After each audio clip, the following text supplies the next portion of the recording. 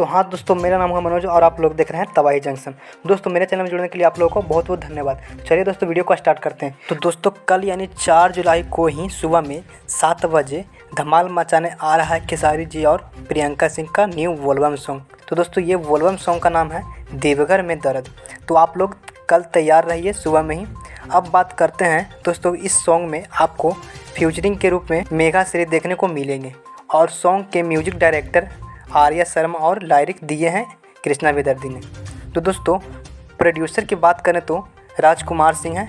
तो दोस्तों अब चलिए बात करते हैं, अब आप लोग इस वोल्बम सॉन्ग को कहाँ सुन सकते हैं, यानी किस यूट्यूब के चैनल पे। तो सबसे पहले आप लोग यूट्यूब पे सर्च कर लीजिएगा ग्लोबल म्यूजिक जंक्शन।